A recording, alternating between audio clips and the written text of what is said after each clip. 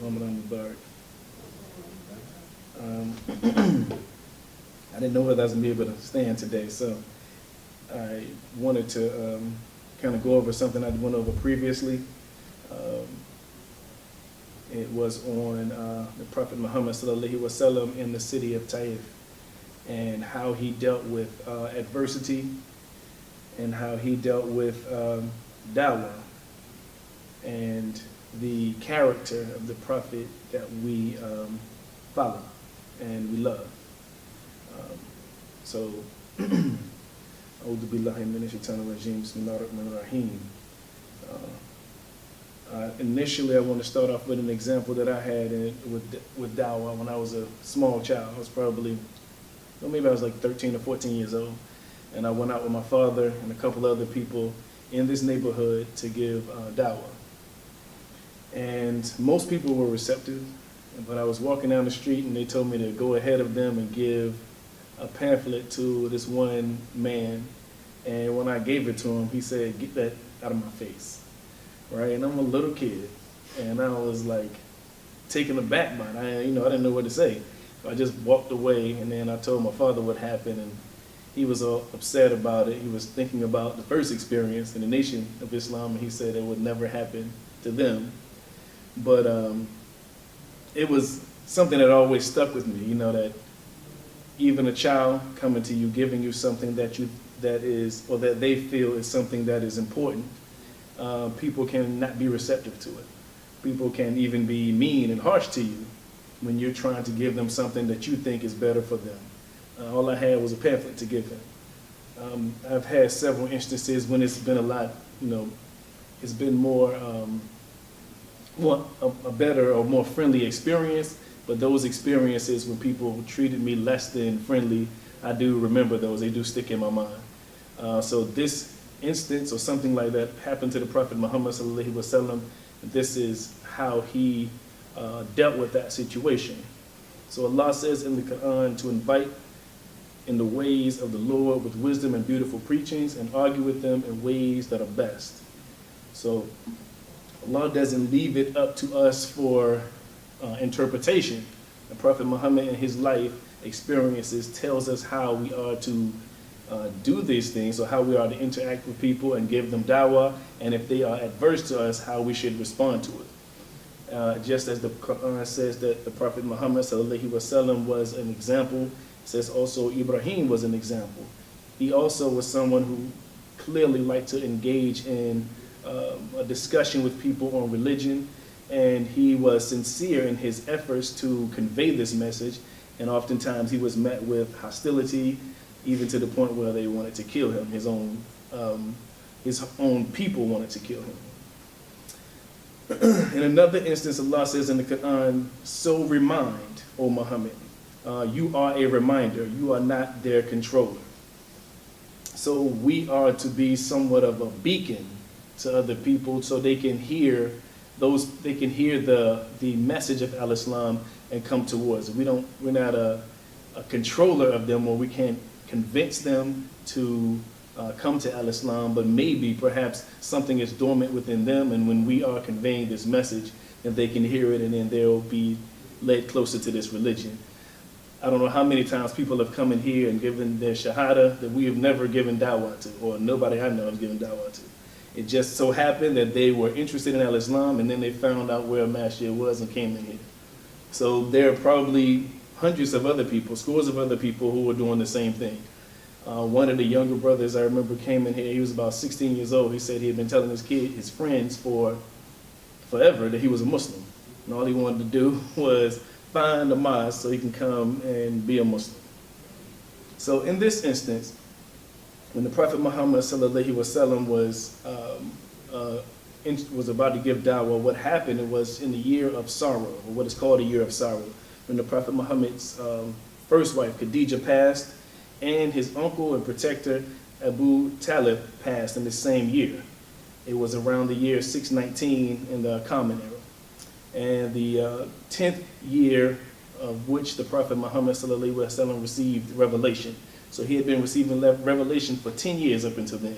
And he had only converted or reverted 170 men and women. So when we think about our success rate, if the Prophet of Islam was reaching out to people and he only convinced 170 people, or Allah chose to change the hearts of 170 people and the Prophet was receiving revelation. So it's just not like me going out talking to someone. This is the Prophet of Islam going out, and it can only convince at that time about 170 men and women in Mecca. And he was extremely vulnerable in this time because Abu Talib was his protector. He was a leader of this group of the Quraysh, and when he passed, the Prophet Muhammad ﷺ was less protected. He was more vulnerable, more likely for attacks from the other Meccans.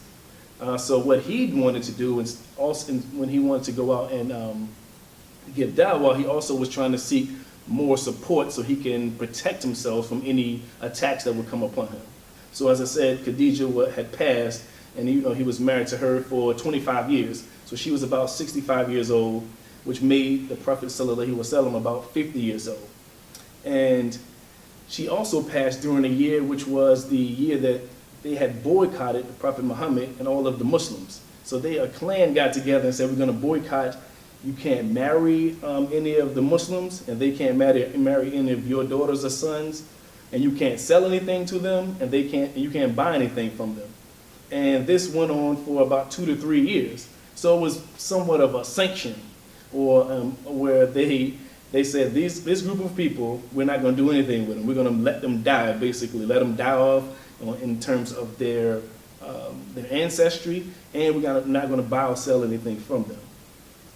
And from this boycott, Muslims suffered poverty, hunger, sickness. Some people also suggested that Khadijah possibly died because of this restriction, or it has at least contributed to her death, because at that time, obviously, 65 years old, and that lifespan was a long time, but also being someone who was a victim of this sanction basically may have caused her demise. And she died during the month of Ramadan.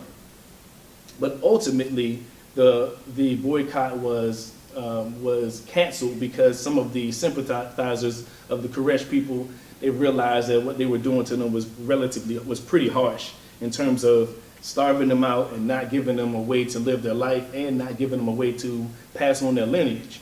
So it was kind of the reverse of Martin Luther King. Martin Luther King boycotted in order to get civil rights. In this way, they boycotted the Prophet Muhammad ﷺ and all of the followers, and the people some of the Quraysh still saw that what they were doing was something that was criminal or something that was not right to them, when all they were doing was offering them al-Islam. They wasn't harassing them or attacking them or anything. They just offered them al-Islam, and for that, they had a boycott put on them. So the Prophet, and around this time, the reason I was mentioning that he wanted protection, because he was getting assaulted left and right. There was one person who came to his house and threw dead animals into his cooking pot. Another time, a man threw a sheep's uterus mixed with blood and excrement into it in his yard while he was praying. Another time, they threw dirt in his face while he was coming from the Kaaba. And this was so disturbing to his daughter that she started weeping. And the Prophet Muhammad ﷺ said to her, don't worry, Allah is your protector. In the same way, you think about when the Prophet and Abu Bakr was in the cave, and Abu Bakr was panicking, and the Prophet says, Allah is with us. So he knows that Allah will ultimately be his success. But in doing so, you still can't, take away the distress from your family members when they're seeing these things happen to you, when all you are doing is offering them al-Islam. In a smaller degree, all I was doing was offering al-Islam, and the man cursed me out, and I'm a small child. You know what I mean? So this is the Prophet of al-Islam trying to deliver this message, and what people tried to do to him. Initially, they tried to bribe him, but he wouldn't take any money. He said, you can put the sun in my right hand and the moon in my left hand, and I won't give up this message. So they tried assaulting him. So ultimately, he realized that he probably needed to travel further down south to this city of Taif so he can preach al-Islam and maybe gain some support so he can not be as vulnerable. because this is the time of an age of ignorance where they were fighting non-stop tribal wars. So he needed some protection. So he went to these three brothers who were leaders of the Banu Tekif tribe, and they allowed him to come in and invite them to al-Islam.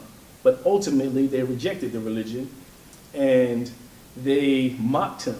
They had their children, their servants, and the slaves. When he was leaving, they were throwing rocks and stones at the Prophet Muhammad sallallahu alaihi wasallam and Zayd. So they were throwing stones at them, mocking them, and really jeering them while as they were walking out of the city. Now they hit him with so many rocks and pebbles that he was bleeding and had wounds, and the blood was so profuse that it was building plotches of blood in his flip-flops when he walked out of the city.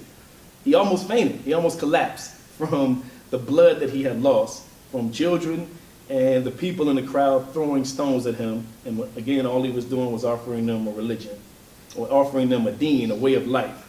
So from a distance, two people who owned a garden saw him. One of the person's name was Atba, and the other's name was Sheba, and they were the sons of a man named Raba'ah. Now they saw him, and they saw him and what had happened to him. Now the interesting part about that is they offered their slave, his name was Addis, to come and to rescue the Prophet Muhammad sallallahu alaihi wasallam, kind of give him some aid. And the interesting part is that they didn't come down themselves. They had their slave to come down there.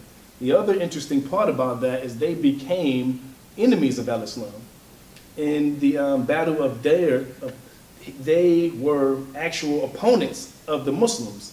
So they came out to fight all the Muslims. And they had this tradition where the three best champions would come out and fight three of the best champions of the Muslims. So Hamza came out. He said, when they challenged, they said, we want three people to come out here and fight.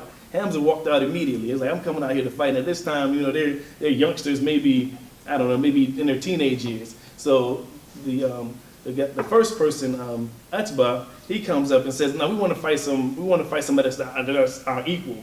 So it's kind of like the David and Goliath thing, like, you're too small for me, or you're too young for me to be fighting you. So Hamza comes out and he's like, look, we're ready to fight. I got, he brought, who came with him? Ali and Ubaidah came out and fought, and Hamza killed the guy Atba. He killed him immediately. And then Ali killed Wali, which was Atba's son.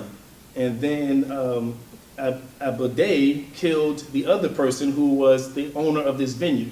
He got wounded, but ultimately he killed the person that was his opponent as well. So they won this battle of 3-on-3. But the interesting part is that these people who own this garden tried to rescue the Prophet Muhammad, or tried to give him aid, and then ultimately they themselves became enemies of al-Islam.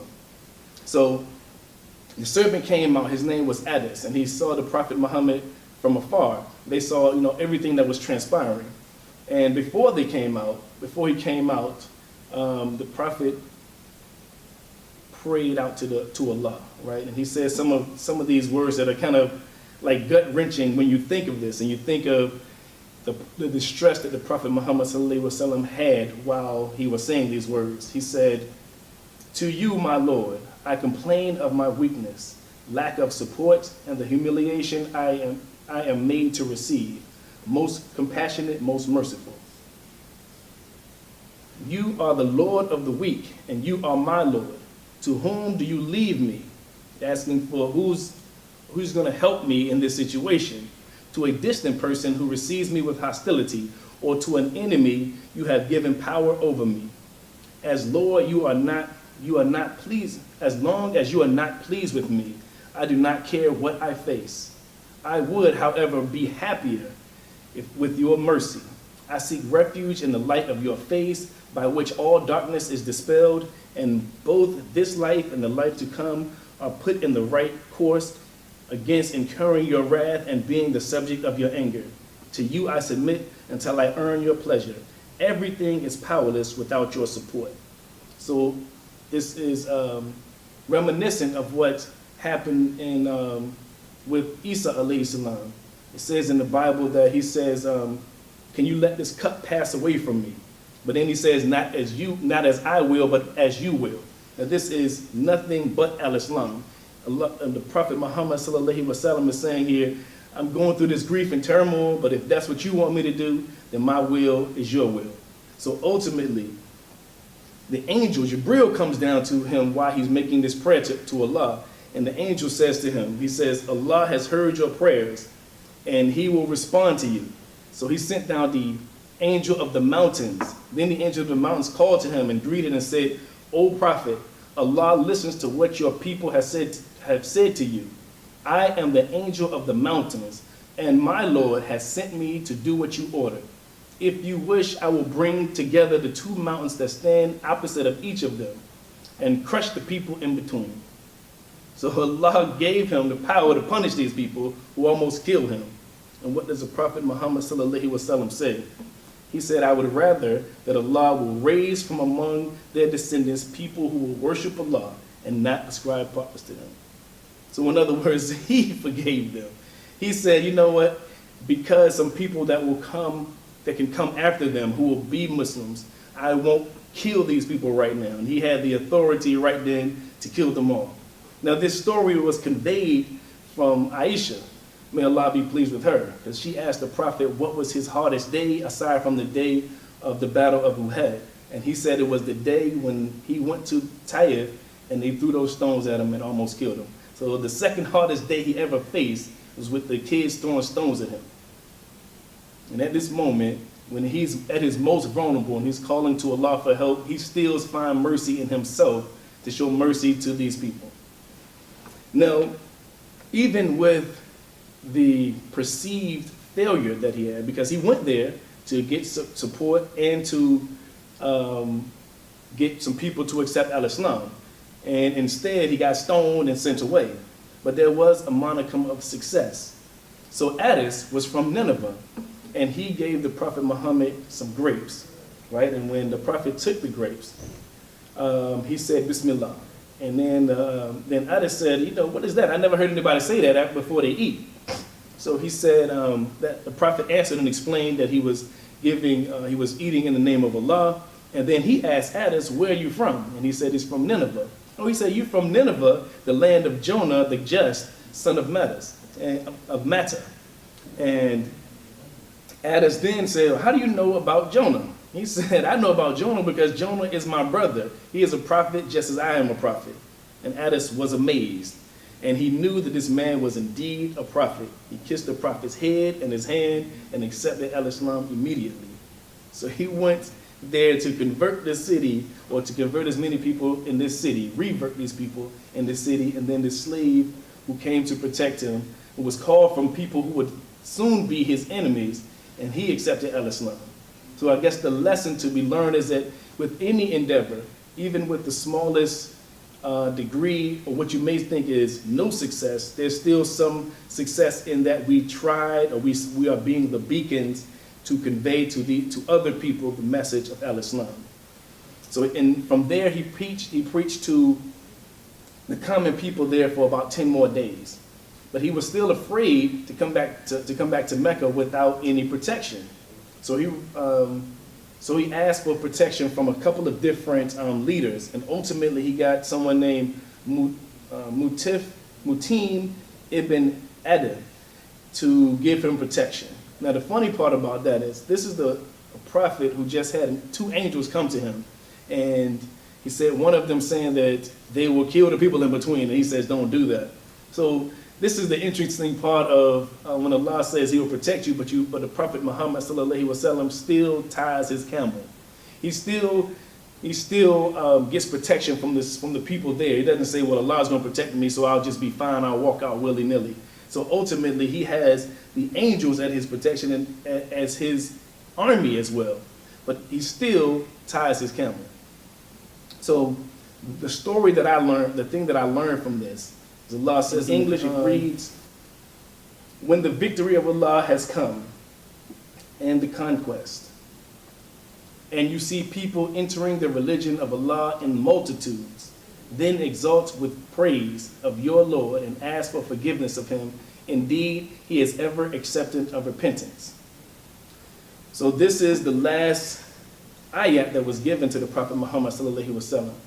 And he saw the victory. He came back into Mecca, and people were accepting al-Islam in droves. In that city of Taif, where he went there to preach the religion of al-Islam, the deen of al-Islam, the way of life of al-Islam, and got stoned to death, today there are 1,200,000 Muslims. It is considered the summer capital of Saudi Arabia. When in the summertime, it's cooler in this area than any other places, and they are known for their grapes, their figs, their roses, and their honey. So what Allah made, what seemed to be a failure, ultimately became a success.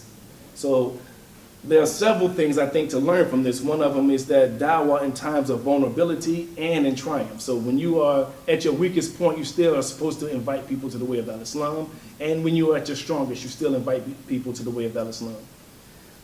We can learn perseverance. We can learn forgiveness from this story. We can learn that that we are just beacons. We are to convey the message, and ultimately, people who will accept it if their hearts are clear and Allah decides to make them Muslims. So this story to me was something that was of grave importance, simply because the Prophet Muhammad sallallahu alaihi wasallam was almost at the point of dying. He was at the point of collapsing, and he still found in himself a reason to forgive people who were doing something bad to him, a reason to forgive people for doing something egregious to him when all he was trying to do was offer them al-Islam. And with that, I wanted to end. Assalamu alaikum. Any questions? Thank you. It was a good story. So the funny part is that I was not even looking for that story, right? I had heard parts of it, but I never heard it in its totality. And I was looking up something I was actually looking up du'as, and it comes from the same word as dawah. And then that story, I saw that story, and I was like, that's a story that needs to be conveyed to Muslims, to me particularly. A lot of things that I speak of is something that speaks to me specifically. And I realized that, the message that Allah has given is really just a beacon. It's not something that you can beat over somebody's head. Yes? So like The other part of it is our gratitude, our thankfulness, and our responsibility for being one that Allah chose to hear the message and to receive it.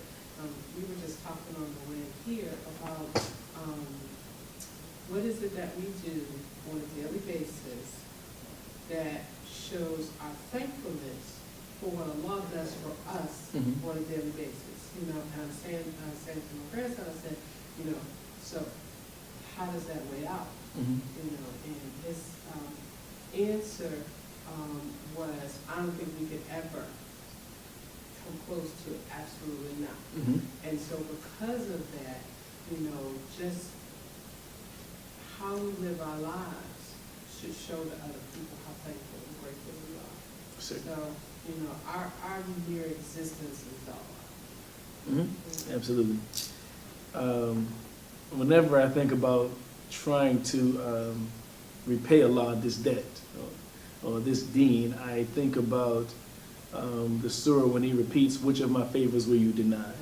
And I think about the signs. He says, the signs that are all over us, all around us, and everything that we are afforded in life, and every day and every minute that we're afforded an opportunity. It is impossible. The interesting part is that last week was Mother's Day, and everyone who has a great relationship with their mother, you always say, I'm never able to repay you all the things that you've given to me. And that is multiplied infinitely to Allah subhanahu wa ta'ala. There's nothing that we can do to repay him or to equal what he has given us and what he is sure to give us in this hereafter. Eternity of bliss. I mean, how can you repay that? You can only be grateful and be thankful. So when we make salat 5 times a day, it is small in comparison to the blessings that he gives us. just a reminder to remember that we should be thinking about this creator that made us and gives us these blessings, the ability to appreciate beauty and love and friendship and all those things. Like when it says which of my favorites you did not, like one time I tried to like enumerate them because I tried to think about like it's impossible to think about how much he has done, and how it's been set in place for you, for us at this moment. It's impossible to quantify, so it's impossible to repay it. So it is really Allah's mercy and grace that we are Muslims, that we are forgiven, that we will receive paradise. Yes, sir. In this story, you spoke of the prophet's brother. Did anything suggest that his brother was teaching Islam? His brother, I'm sorry, that was Zaid. That was his adopted son or cousin. It wasn't his brother. That was But where they was from, were they teaching Islam? The story suggested anything like that? Not that I recall. No. I'm certain he probably became the brother who was a slave. Adis. I'm assuming. I'm not sure. What nationality he was, but I'm sure he became probably one of the early Sahaba if he was someone who became or early Muslim at least. I'm not sure if he was a companion, but if he was early Muslim, I'm sure that he probably felt the same way in terms of wanting to convey the message of Al-Islam. I had never heard about Adis. The interesting part is, I know the story of Jonah and I know about Nineveh. So it's interesting that he was from Nineveh, and just that conversation led him to accepting Al-Islam. Just wanted to comment. So this is the man that everybody says the guy who chops people's heads off and is an evil person and all this stuff. The person who could have crushed people between two mountains and said, let's not do that. Let's try to forgive them. This is the person I'm trying to say is some kind of evil prophet. So I hear all the time when people saying like, "Oh, your prophet fought people." And it's like, well, you realize he waited for like more than a decade when they were trying to kill him, and he waited for more than a decade to try to convince them, and then Allah said, "Okay, you can fight them then, but don't transgress the course." And then when they got the upper hand, all of them could have been gone. He could have killed them all. And he said, they were forgiveness. This is the person that people are trying to tell me is an evil person. But it's a clear smear campaign. It's done on purpose. But the other thing I failed to mention was that, so in 10 years, he converted or reverted 170 people.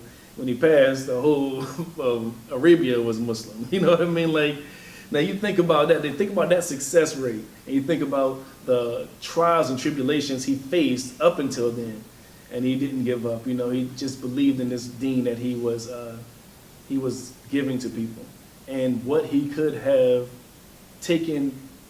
He could have sold his soul. He could have sold out Al-Islam. If he was a bad person, if he was a criminal, like that. The other reason that I like to reiterate that they offered him wealth is that that's a clear sign of that he's a sincere, honest person. Like if I try to convey something to you and you say, "Listen, I'll give you all the money you want if you just stop doing this." He was poor and in need of this money and in need of protection. If he was not sincere, he would have took the money, right? He still did not. He said, "I'd rather you beat me and do all of this to me, and I just still preach Al-Islam." That's some fortitude that I think Muslims have, period, especially in the wilderness of America, of North America, as the Nation of Islam would say, is that it takes a lot of fortitude to be amongst everyone who is non-Muslim and still be a practicing, proud Muslim.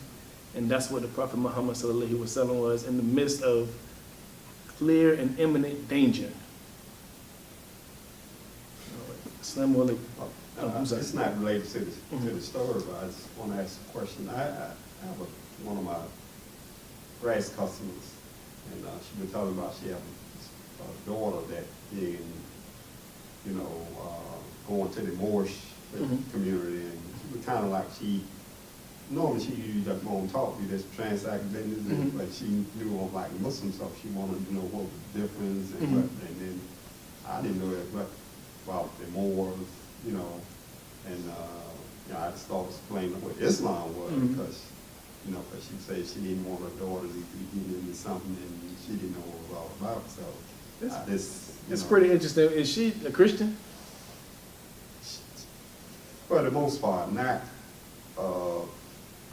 you know, real, no. But that's The her reason I religion. say that is because I know someone specifically who I just talked to on Thursday who was getting into Moorish, the Moorish society, and her parents are kind of going against it. And I wonder, it seems like it might be close to the same person. Well- So she's involved with a gentleman who's in the Moorish, Yeah, the Moorish that's what society. they So said. it She could be, said I mean, it could be the yeah. same story, but or it could be different stories. But But they invited her daughter Mhm. to there, you know, and she ended up going too. mhm. Yeah, it might be the same people. It just sounds interesting. It sounds like it might be the same people. So I went to over at the House of Consciousness there. They have presentations, and they had the guy that was doing. It's from the Moorish Society, and he was the Moorish Temple, and he was talking about it. And a lot of things that they say are in congruency with Al-Islam, and then they kind of veer off into what's his name, Noble Drew Ali as a prophet of Islam. So he's saying he's going further. And it is suggested. Now, the last time we did our Black History Month presentation, Casa was talking about the Moorish Temple and the Moorish Society. And what has been suggested is that they are, what's his name, Farad Muhammad learned from them, and then he taught the nation of Islam. He taught Elijah Muhammad, and then Elijah Muhammad taught the nation of Islam. That's the most popular story, is that he learned from them, and they used the ideology of them to create the nation of Islam. Both of them are offshoots of Al-Islam. So I don't.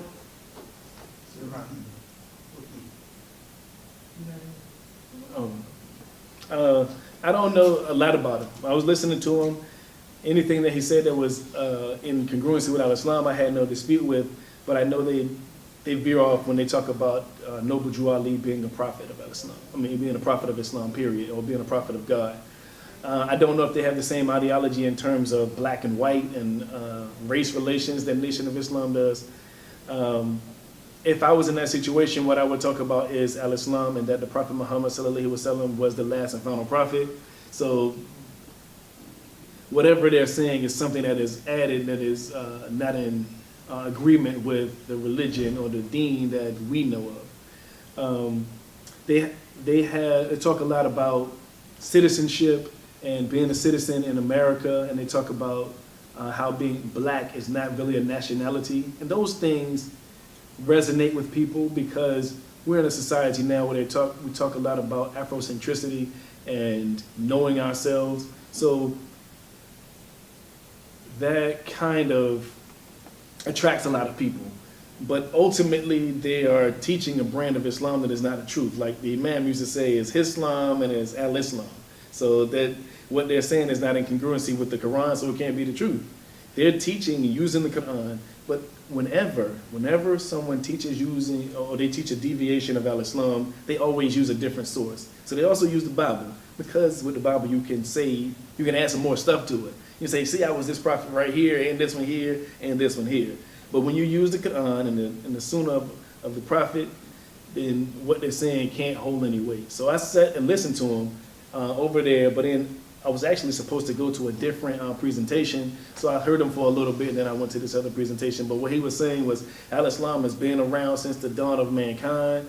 It's he said that these other Afrocentristic religions or African spiritualist religions, like they're pretty much like popular culture right now. They're going to fade away, and nothing will fade away. But Al-Islam won't fade away. So those things I agree with. But when he starts talking about Noble Drew Ali and all those things, then that's when we part ways. In the same way with the Nation of Islam, when they start talking about Farad Muhammad being God and Elijah Muhammad and all those things, that's the clear way to distinguish between the two. What I think is the easiest thing to do in that situation, if someone asks me that, is to kind of explain al-Islam and then say what al-Islam means and what it's about. It's just about living a righteous life and following the prophets, and the last prophet was the Prophet Muhammad sallallahu alaihi wasallam. It says it right here in the book, so when this man said he can't be telling the truth. Yeah, that was all I could do, tell them about how Islam, about and, stuff like that. Cause, a lot of times, like the Moors, before I would being put on the spot, I kind of like thought I knew something about them, but, never read them, nothing up on them, but I've always, heard the more signs and, so I'm thinking to know something until you being asked something about them. But what they're connecting themselves to is the Moors from North Africa. So because they were actual Muslims, they practiced al-Islam. So in North Africa, the Arabs, now North Africa was conquered by Arabs, by Muslims. Most of Western Africa and Eastern Africa and South Africa, they accepted al-Islam without any, peacefully, basically. But they accepted al-Islam, the Eastern, where Morocco is. So that the word Morocco, Morisco, Moors, all of those have like the same derivative. So these people in Northern Africa, who was kind of a mix between Arabs and the Africans, so they were considered black Muslims. They, after several years, they became prominent and they became knowledgeable, and they were the first Muslims, or the only people, period, to conquer in Europe, aside from Europeans. So they ruled Spain for 800 years, Moors did. And they taught people in Europe. People came from all over Europe to learn in their universities. They opened like 700 libraries. They opened 17 universities, all of these things in Spain, right? And ultimately what happened is the kingdoms around them decided to attack them, and they ultimately defeated them. And they made it a sin, or they made it a capital punishment to practice al-Islam. So what they started doing was they pretended to be Christians, but they were secretly practicing al-Islam. And they called Moriscos. So they were called Moors, then they still were called Moriscos, the people who converted to Christianity. And they found out that they were still Muslims and they were practicing secretly, so they sent them all back to Africa. And they said, right before they sent them back, they gave the adhan in the streets. They was like, well, we don't got to fake no more, so we're gonna pray like real Muslims, like we're supposed to. And even Christopher Columbus, when he came to America, he had a Morisco on the ship with him. A Morisco is a Muslim who was pretending to be a Christian. So the people here, the Moors, are trying to associate themselves with those Moorish people. And that's their, kind of their claim to fame. But ultimately, when he says he's the prophet, he's gone way off the ship. Those Moors never said, when they were waiting for Noble Drew Ali to come, who was here in the 1940s and 50s. So he was probably born in the 1920s. So those Moors followed the Prophet Muhammad sallallahu alaihi wasallam, the Quran, and the Sunnah. These Moors follow something different, or something more. Do they make salat like we do, or? I don't even know, to be honest with you. You know how the Nation of Islam are just starting to practice salat. I'm not sure if that's what they're doing as well. Kind of offshoots, I know a little bit about them, but not enough to tell you what their practices are, because it just seems to me that it's not a lot of them, and they don't seem, I ain't gonna say relevant enough, but it's clear that what they're preaching is against the Quran in the same way the Nation of Islam is. I know about Muslims from the Nation of Islam because I know a lot of them around here, but I'm not really trying to figure out, what their practices are. When they say Prophet Muhammad is God, then we got to part ways, and that's kind of the same way with Noble Drew Ali. Right. And they use something like 5%ers are an offshoot of the Nation of Islam. So it's like stages. So the Moorish temple was first, and then they said Master Farad Muhammad was in there learning from Noble Drew Ali and created Nation of Islam. Nation of Islam said that there are 5% of the people who have all the knowledge. They're gods. There are 10% who are evil, and 85% who are not knowledgeable and they're ignorant or whatever. So the 5%ers, this guy named Clarence 13X was a 5%er, and he said he was Clarence Allah, he named himself Allah. He said he was Father Allah, that's what he was called. He created a 5% offshoot from the Nation of Islam, saying, oh, and then they don't make salat. They say they're God, so they don't have to do the same things we do. That's why, I mean, it's different offshoots. There's the Ansaru, who was changed to a bunch of different names, Hebrew Israelites. Like, it's too many to follow. If you grounded in Al-Islam and you know, if you know about the prophet and he's the last prophet, all the other stuff just, goes by the wayside. When you pull the Quran out, is when they start having problems. But then all of them start using the Bible because they can't use the Quran to say what they want to say.